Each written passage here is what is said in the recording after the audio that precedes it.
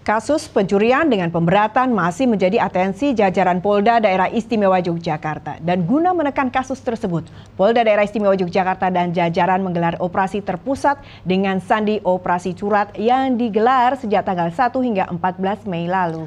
Selama pelaksanaan operasi terpusat tersebut, Polda Daerah Istimewa Yogyakarta dan jajaran mengungkap 31 kasus target operasi dan 5 non-target, serta menangkap 40 tersangka dan menyita sejumlah barang bukti.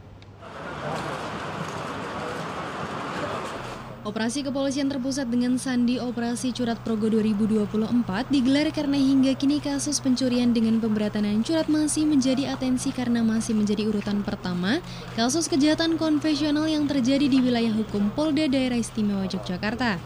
Operasi Curat Progo 2024 digelar selama 14 hari dan telah dilaksanakan sejak 1 hingga 14 Mei yang lalu.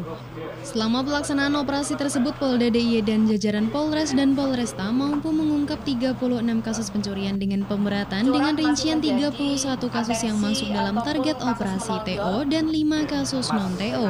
Wakil Direktur Reserse Kriminal Umum Polda DIY AKBP Tri Panungko menjelaskan dari hasil pengungkapan tersebut petugas berhasil menangkap 40 tersangka, 2 diantaranya wanita dan menyita sejumlah barang bukti alat kejahatan dan hasil kejahatan.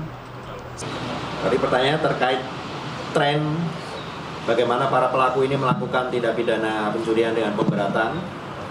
Ya, sampai sejauh ini terkait para pelaku-pelaku yang sudah berhasil kita amankan, trennya masih belum berubah, masih secara konvensional. Ya, pencurian dengan pemberatan itu ya dengan cara-cara merusak, misalnya memasuki rumah dengan mencongkel jendela atau mungkin merusak pintu rumah sehingga bisa terbuka. Masih seperti itu cara-caranya, masih seperti itu dan cara-caranya konvensional dan alat-alat yang dipergunakan juga masih kurang lebih sama ya, dengan linggis dan lain sebagainya. Selama pelaksanaan operasi tersebut, Ditreskrimum mengungkap 6 kasus TO, Polresta Yogyakarta 6 kasus TO, Polresta Sleman 6 kasus TO, dan 3 non-TO. Polres Bantul 5 kasus TO, sementara Polres Kulon Progo 4 kasus TO dan 2 non-TO, sementara Polres Gunung Kidul 4 kasus TO. Tri Panungko menegaskan meski operasi telah usai, namun kegiatan pemberantasan curat terus dilakukan guna menekan angka kasus curat di DIY. Triartanto TVRI Yogyakarta melaporkan.